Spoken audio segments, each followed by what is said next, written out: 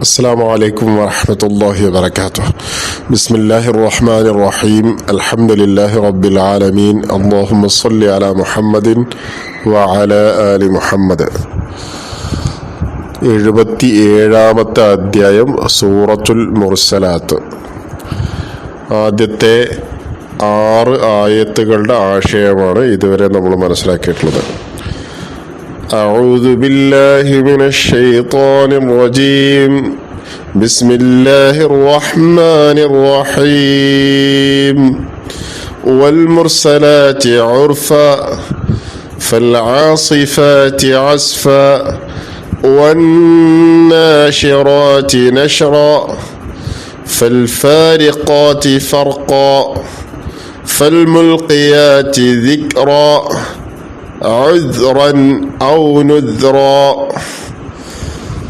ഈ 6 ആയത്തുകളിൽ അള്ളാഹു 5 കാര്യങ്ങളെ കൊണ്ട് സത്യം ചെയ്യുകയാണ് ചെയ്യുന്നത്, അല്ലെങ്കിൽ 5 കാര്യങ്ങളെ സാക്ഷി നിർത്തുകയാണ്. എന്നാൽ പലയിടത്തും അള്ളാഹു സത്യം ചെയ്യുന്നത് പോലെ നേർക്ക് നേരെ എന്തിനെ കൊണ്ടാണ് സത്യം ചെയ്യുന്നത് എന്നത് ഈ ആയത്തുകളിൽ വ്യക്തമല്ല. വശംസി എന്ന് പറഞ്ഞാൽ സൂര്യൻ തന്നെയാണ് സത്യം. അതിന് പിന്നെ അഭിപ്രായ വ്യത്യാസങ്ങളിലേക്കൊന്നും പോകാനില്ല, അതിൽ അവ്യക്തതയില്ല. എന്നാൽ ഇവിടെ അള്ളാഹു സാക്ഷി നിർത്തിയിരിക്കുന്നത് എന്തിനെയാണ്, അല്ലെങ്കിൽ എന്തിനെ കൊണ്ടാണ് അള്ളാഹു സത്യം ചെയ്തിരിക്കുന്നത് എന്നിടത്ത് അഭിപ്രായ വ്യത്യാസങ്ങൾ ഉണ്ട്. കാരണം ഓരോ വസ്തുക്കളുടെ പേര് പറഞ്ഞിട്ട് അത് തന്നെയാണ് സത്യം, അതിനെക്കൊണ്ട് സത്യം എന്നല്ല പറയുന്നത്. നേരെ മറിച്ച് ചില വിശേഷണങ്ങൾ ഇങ്ങനെ പറഞ്ഞു പോവുക ചെയ്തിട്ടുള്ളത്. അയക്കപ്പെടുന്നവ തുടരെ തുടരെ, 1-ാമത്തെ ആയത്തിൽ അതാണല്ലോ. ശക്തിയായി അടിച്ച് വീശുന്നവ, 2-ാമത്തെ ആയത്തിൽ അതാ പറഞ്ഞിട്ടുള്ളത്. വ്യാപിപ്പിക്കുന്നവ, നശ്ർ ചെയ്യുന്നവ, 3-ാമത്തേത് അതാ പറഞ്ഞിട്ടുള്ളത്. വിഭജിക്കുന്നവ, 4-ാമത്തെ ആയത്തിൽ അതാ പറഞ്ഞിട്ടുണ്ട്. ഫാരിഖാത്ത്. ദിക്റിന്, ഉത്ബോധനത്തെ ഇടുന്നവ അല്ലെങ്കിൽ സ്മരണയെ ഇടുന്നവ, 5-ാമത്തെ ആയത്തിലാണതാണ്. ഫൽമുൽഖിയാത്ത് ദിക്റൻ. 6-ാമത്തെ ആയത്ത് സത്യമല്ല, ഉത്ബോധനത്തെ ഇടുന്നവ എന്ന് പറഞ്ഞപ്പോൾ എന്താണ് ഉത്ബോധനം, അല്ലെങ്കിൽ എന്തിനു വേണ്ടിയ ഉത്ബോധനം എന്നത് വിശദീകരിക്കുകയാണ് 6-ാമത്തെ ആയത്തിൽ ചെയ്തിട്ടുള്ളത്. ഉദ്റൻ, ഒഴികഴിവായിട്ട്, ഔ അല്ലെങ്കിൽ നുദ്റൻ, താക്കീത് ആയിട്ട്. ഞാൻ പറഞ്ഞിരുന്നു, അള്ളാഹു സത്യം ചെയ്യാൻ വേണ്ടി കൊണ്ടുവന്നിട്ടുള്ള ഈ കാര്യങ്ങൾ എന്താണ് എന്നിടത്ത് അഭിപ്രായ വ്യത്യാസങ്ങളുണ്ട്. അതിലൊന്ന്, ആ പറഞ്ഞിട്ടുള്ളതൊക്കെ മലക്കുകളെ കുറിച്ചാണ് എന്നൊരഭിപ്രായം. മറ്റൊരഭിപ്രായം, ആ പറഞ്ഞിട്ടുള്ളതൊക്കെ കാറ്റിനെ കുറിച്ചാണ്. മറ്റൊരഭിപ്രായം, അതിലാദ്യത്തെ 3 ആയത്ത് കാറ്റിനെ കുറിച്ചാണ്. പിന്നെ വരുന്ന 2 സത്യങ്ങൾ മലക്കുകളെ കുറിച്ചാണെന്നാ. കുറച്ചുകൂടി ആ പറഞ്ഞിട്ടുള്ള അഭിപ്രായം കുറച്ചുകൂടി ഒരു വ്യക്തത തോന്നുന്നുണ്ട്. കാരണം അയക്കപ്പെടുന്നവ, തുടരെ തുടരെ അയക്കപ്പെടുന്നവ, ശക്തിയായി അടിച്ചു വീശുന്നവ, അത് രണ്ടിലും ഏതാണ്ട് ക്ലിയറാണ്. 3-ാമത്തേതിൽ ചെറിയ വ്യക്തത ഉണ്ടെങ്കിലും 3-ാമത്തേതിൽ വ്യാപിപ്പിക്കുന്നവ. അപ്പൊ 3 ആയത്തുകൾ കാറ്റിനെ കുറിച്ചാണെന്ന് പറയുമ്പം ആ വ്യാപിപ്പിക്കുന്നവ തന്നെയാണ് സത്യം എന്ന് പറഞ്ഞാൽ എന്താണ്? അത് കാറ്റ് എന്ത് വ്യാപിപ്പിക്കലാ നടത്തിയിട്ടുള്ളത്? കാറ്റ് മഴക്കാറുകളെ, മേഘത്തെ ഓരോ പ്രദേശങ്ങളിലേക്കും ഇങ്ങനെ വ്യാപിപ്പിക്കുന്നുണ്ട്. കാറ്റിങ്ങനെ കൊണ്ടുപോയി, അത് ഖുർആൻ പറയുന്ന സ്ഥലങ്ങളിൽ അത് വിശദീകരിക്കുന്നുണ്ട്. മഴയുമായി ബന്ധപ്പെട്ട കാര്യം പറയുന്നിടത്ത്. ഇവിടെ 3-ാമത്തെ ആയത്ത് കാറ്റിനെ കുറിച്ചാണെന്ന് പറഞ്ഞിട്ടുള്ളവർ പറയാറുള്ളത് അതാണ്, അത് മേഘത്തെ ഇങ്ങനെ വ്യാപിപ്പിക്കുന്നുണ്ടല്ലോ എന്ന്. പിന്നുള്ളത് 2 മലക്കുകളെ കുറിച്ച് തന്നെയാണ് എന്നുമാണ് പറഞ്ഞിട്ടുള്ളത്. വേർതിരിക്കുന്നവ അല്ലെങ്കിൽ വിഭജിക്കുന്നവ, സത്യത്തെയും അസത്യത്തെയും വിഭജിക്കുന്നവ എന്നൊക്കെ അതിന് വ്യാഖ്യാനം നൽകിയുണ്ട്. ഉത്ബോധനത്തെ ഇടുന്നവ, കുറച്ചുകൂടി ക്ലിയർ ആണ്, മലക്കുകളെ കുറിച്ചാവാനുള്ള സാധ്യതയുള്ള. പക്ഷെ അവിടെ ചെറിയൊരു പ്രശ്നമുണ്ട്. അത് മലക്കുകളെ കുറിച്ചാവുമ്പം ഇപ്പോൾ ഉത്ബോധനത്തെ ഇടുക എന്ന് പറഞ്ഞാൽ അള്ളാഹുവിൽ നിന്നുള്ള ഉത്ബോധനമാണത്. അത് മലക്കുകളെ കുറിച്ചാണെങ്കിൽ വഹയിൻ്റെ അടിസ്ഥാനത്തിൽ ഉത്ബോധനം നൽകുന്ന മലക്കുകളെ കുറിച്ചായിരിക്കും അത് പറഞ്ഞിട്ടുണ്ടാവേണ്ടത്. അപ്പോൾ നമ്മൾ പഠിച്ചതനുസരിച്ച് വഹയി നൽകുന്ന മലക്ക് ജിബ്രീൽ അലൈഹി സ്വലാത്തു വസ്സലാമ മാത്രമേ ഉള്ളൂ. പക്ഷേ പരിശുദ്ധ ഖുർആന്റെ മറ്റു പലയിടങ്ങളിൽ നിന്നും അങ്ങനെ സന്ദേശം എത്തിക്കുന്നിടത്ത് ഒന്നിലധികം മലക്കുകളുടെ സാന്നിധ്യമുള്ളതായിട്ട് മനസ്സിലാക്കാൻ കഴിയുന്നുണ്ട്. അതുകൊണ്ടാണ്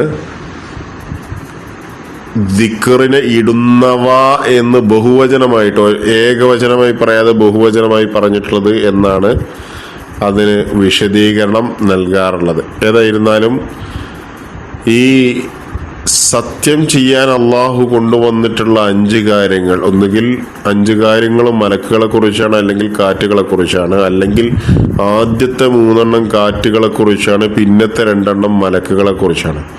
ഇതൊന്നും അല്ലാത്ത വേറെയും വിശദീകരണങ്ങൾ അതിലുണ്ട്.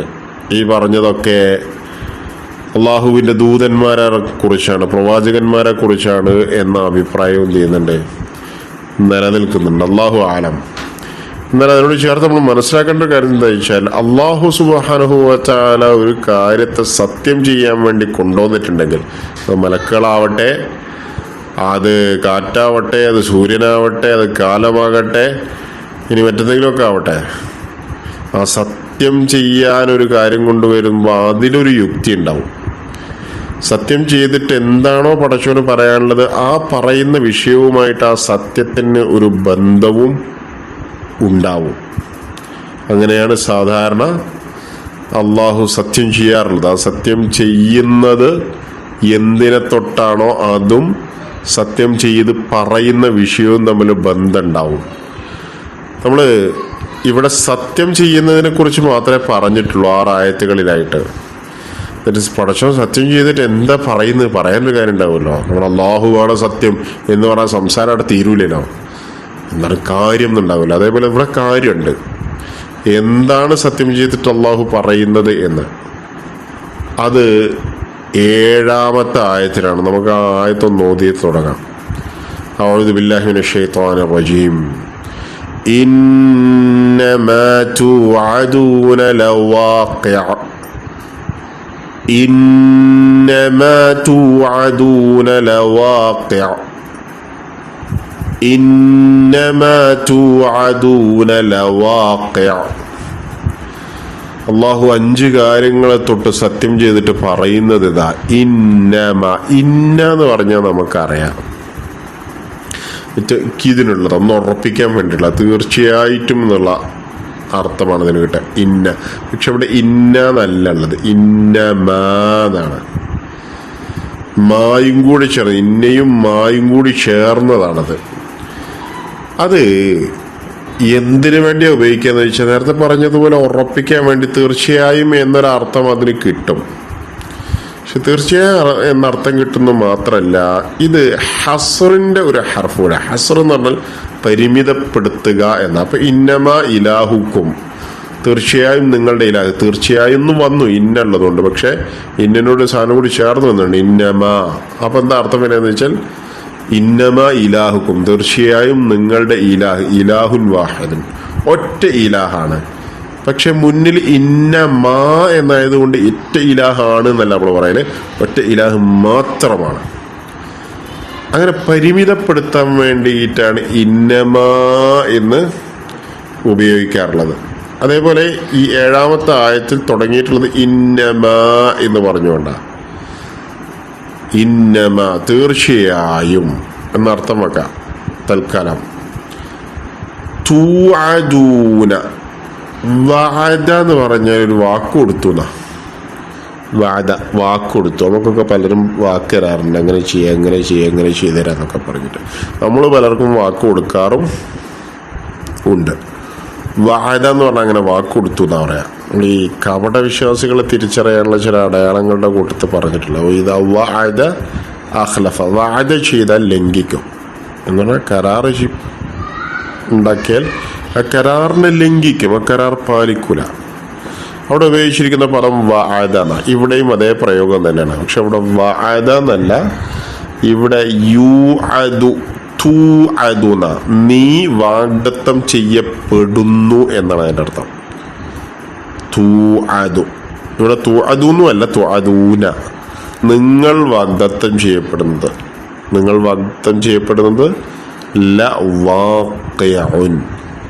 ല എന്ന് പറഞ്ഞാൽ ഒന്നുകൂടി ഉറപ്പിക്കാനാ, തന്നെയാണ്. എന്ത് തന്നെയാണ്? വാഖിഉൻ, വാഖിഅ തന്നെയാണ്. അൽ വാഖിഅ എന്ന് പറഞ്ഞിട്ടൊരു സൂറത്തിൻ്റെ പേര് നമ്മൾ പഠിച്ചിട്ടില്ലേ? വാഖിഅ എന്ന് പറഞ്ഞാൽ നടക്കുന്നത്, സംഭവിക്കുന്നത്. തീർച്ചയായും നിങ്ങൾ വാഗ്ദത്തം ചെയ്യപ്പെടുന്നത് സംഭവിക്കുന്നത് തന്നെയാണ്. എല്ലാ വാക്കയാണ് പറഞ്ഞിട്ടുള്ളത്. ഇന്നമ എന്ന് പറയുമ്പോൾ തന്നെ അതിലൊരു തീർച്ചയായും എന്നുള്ളത് വരുന്നുണ്ട്. പിന്നെ അവസാനം പറയുന്ന എല്ലാ വാക്കാണ്, സംഭവിക്കുന്നത് തന്നെയാണ്. അതാണ് ആയത്തിൻ്റെ ആശയം. ഇന്നമ തുഅദൂന ലവാഖി. അപ്പൊ പടച്ചോന് ഈ 5 കാര്യങ്ങളെ സാക്ഷി നിർത്തിയിട്ട് പറയാനുള്ളത് എന്താ? നിങ്ങൾക്ക് വാഗ്ദത്തം ചെയ്യുന്നത് സംഭവിക്കുന്നത്. എന്താണ് ഈ മനുഷ്യന്മാർക്ക് വാഗ്ദത്തം നൽകിയിട്ടുള്ളത് പടച്ചോൻ? എങ്ങനെ? അതൊന്ന്, നിങ്ങൾ മരിച്ചാൽ ഉയർത്തെഴുന്നേൽപ്പിക്കും, നിങ്ങളുടെ കർമ്മങ്ങൾ പരിശോധിക്കും, അതിൽ വിജയിച്ച ആളുകൾക്ക് സ്വർഗം തരും. ഇതൊക്കെ പടച്ചോൻ വാഗ്ദത്തം ചെയ്തതാണ്. പക്ഷെ നമ്മളാരും ഇതുവരെ എന്ത് ചെയ്തിട്ടില്ല? അങ്ങനെ മരിച്ചവർ ഉയർത്തെഴുന്നേറ്റ് വന്നതോ അവർക്ക് അവരുടെ കർമ്മങ്ങൾക്കനുസരിച്ച് പ്രതിഫലം നൽകപ്പെട്ടതോ ഒന്നും കണ്ടിട്ടില്ല. നമ്മളാരും ഇതുവരെ നമ്മളുടെ കണ്ണുകൊണ്ട് കണ്ടിട്ടില്ല. അതുകൊണ്ട് തന്നെ അങ്ങനെ ചില ആളുകൾ സംശയം ചോദിക്കാറുണ്ട്, അങ്ങനെ നടക്കുന്നുള്ളതിന് എന്താ ഉറപ്പുള്ളത്? ഉയർത്തെഴുന്നേൽപ്പിക്കപ്പെടും, വിചാരണ ചെയ്യപ്പെടും, സ്വർഗതരകങ്ങളിലേക്ക് ആക്കപ്പെടും എന്നൊക്കെ നിങ്ങൾ പറയല്ലേ? ഇതിനെന്താ ഇപ്പം തെളിവുള്ളത് എന്ന് നമ്മൾ നേരെ ഉയർത്തെഴുന്നേൽപ്പ് കാണാത്തത് കൊണ്ട് ആളുകൾ ചിലപ്പോൾ ചോദിച്ചേക്കാം. അവിടെയാണ് പടച്ചോൻ മറുപടി അറിയുന്നത്, നിങ്ങൾക്ക് വാഗ്ദത്തം ചെയ്യപ്പെടുന്നത് ഇന്നമാ തുഅദൂന, നിങ്ങൾക്ക് വാഗ്ദത്തം ചെയ്യപ്പെടുന്നത് ലവാഖിഉൻ. ഇല്ല എന്ന് പറഞ്ഞാൽ ഉറപ്പിക്കാനുള്ള വാഖിഅ തന്നെയാണ്. എന്താ വാഖിഅ എന്ന് പറഞ്ഞാൽ? അൽ വാഖിഅ, സംഭവിക്കുന്നത്, നടക്കും.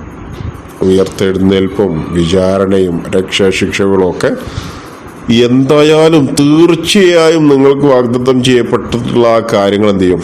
നടക്കും. ഇത് പറയാനാണ് അള്ളാഹു നേരത്തെ 5 കാര്യങ്ങളെ സാക്ഷി നിർത്തിയിട്ടുള്ളത്. അപ്പോൾ ആ 5 കാര്യങ്ങളെ കുറിച്ച് കൂടുതൽ ചിന്തിക്കുന്ന ആളുകൾക്ക് ഈ പറഞ്ഞത് ഉറപ്പായിട്ടും സംഭവിക്കും എന്ന് ബോധ്യപ്പെടും. ഇനി നിങ്ങൾ നോക്കി, മോള് പറഞ്ഞിട്ടുള്ളത് മലക്കുകളെ കുറിച്ചാണ് എന്നതാണ് ഒരു അഭിപ്രായം. അതിൽ കാറ്റുകളെ കുറിച്ചാണ് എന്നാണ് ഒരു അഭിപ്രായം. കാറ്റുകൾ മേഘത്തെ വ്യാപിപ്പിക്കുന്നതിനെ കുറിച്ചാണ് എന്നാണ് ഒരു അഭിപ്രായം. ഈ കാറ്റുകൾ മേഘത്തെങ്ങനെ കൊണ്ടുവന്നിട്ട് മഴ പെയ്യുമ്പോൾ എന്താ ഉണ്ടാവാറുള്ളത്? ഭൂമിയിലിങ്ങനെ സസ്യങ്ങൾ മുളച്ചു വരൂലേ? അങ്ങനെ സസ്യങ്ങൾ, ആകാശത്ത് നിന്ന് മഴ ഇറങ്ങിയിട്ട് സസ്യങ്ങൾ മുളച്ചു വരുന്നതിനെ കുറിച്ച് പറഞ്ഞതിന് ശേഷം ഖുർആൻ പറയുന്നുണ്ട് ഉയർത്തെഴുന്നേൽപ്പിക്കപ്പെടും എന്നത് സത്യമാണ് എന്ന്. ഉയർത്തെഴുന്നേൽപ്പിക്കപ്പെടും എന്നത് സത്യമാണ് എന്നത്, അല്ലെങ്കിൽ അങ്ങനെയാണ് ഉയർത്തെഴുന്നേൽപ്പിക്കപ്പെടുക എന്ന്. എങ്ങനെ? മഴ പെയ്തിട്ട് നിർജീവമായ സസ്യങ്ങൾ സജീവമായി വരുന്നത് പോലെയാണ് കദാലിക്കൽ ഖുറൂജ് എന്ന് സൂറത്ത് ഖാഫിലൊക്കെ പറഞ്ഞിട്ടുണ്ട്. അപ്പം പടച്ചോൻ എന്തുകൊണ്ട് കാറ്റിനെ സാക്ഷി നിർത്തി എന്നതിൻ്റെ ചില സാധ്യതകളാണ് ഞാൻ പറഞ്ഞു വന്നിട്ടുള്ളത്. എന്ത് പറയാൻ വേണ്ടിയിട്ടാണ് പടച്ചോൻ സത്യം ചെയ്തിട്ടുള്ളത്? നിങ്ങൾക്ക് വാഗ്ദത്തം ചെയ്യപ്പെടുന്നത് അഥവാ ഉയർത്തെഴുന്നേൽപ്പ് സംഭവിക്കുന്നത് തന്നെയാണ് എന്ന് പറയാൻ വേണ്ടിയിട്ടാണ് പടച്ചോൻ സത്യം കൊണ്ടുവന്നിട്ടുള്ളത്, സത്യം ചെയ്തിട്ടുള്ളത്. അപ്പം ഇതിനെക്കൊണ്ട് സത്യം ചെയ്ത് ഈ വിഷയം പറയേണ്ടത് എന്തുകൊണ്ടാണ് എന്നറിയുന്നത്, എന്തുകൊണ്ടാണോ സത്യം ചെയ്തത് അതിനെക്കുറിച്ച് ആഴത്തിൽ മനസ്സിലാക്കുമ്പോഴാണ്, അല്ലെങ്കിൽ അതിനെക്കുറിച്ച് ചിന്തിക്കുമ്പോഴാണ്. അപ്പോൾ നമ്മളിങ്ങനെ ചിന്തിക്കുമ്പോൾ നമുക്ക് മനസ്സിലാവും കാറ്റുകളും ഉയർത്തെഴുന്നേൽപ്പും തമ്മിൽ ഉപമയുടെ വിഷയത്തിൽ അള്ളാഹു കാറ്റ് കൊണ്ട് മേഘങ്ങളെ കൊണ്ടുവന്ന് ഇവിടെ അത് പറയുന്നുണ്ട്.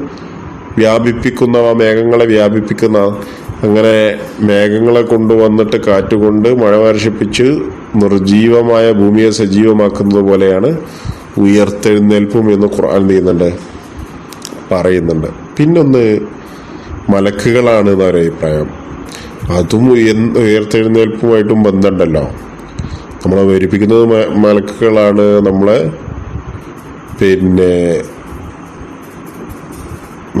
റൂഹിനെ എടുത്തു കൊണ്ടുപോകുന്നത്, റൂഹിനെ എന്നല്ല നഫ്സിനെ എടുത്തു കൊണ്ടുപോകുന്നത്, നഫ്സിനെ ഉയർത്തിക്കൊണ്ടുപോകുന്നത് മലക്കുകളാണ്. അവിടുന്ന് അങ്ങോട്ടുള്ള നമ്മളുടെ ഓരോ ഘട്ടങ്ങളിലും മലക്കുകളുടെ സാന്നിധ്യം നമ്മളുടെ കൂടെയുണ്ട്. ഇനി ഉയർത്തെഴുന്നേൽപ്പിലും ഈ മലക്കുകൾക്ക് പങ്കുണ്ട്.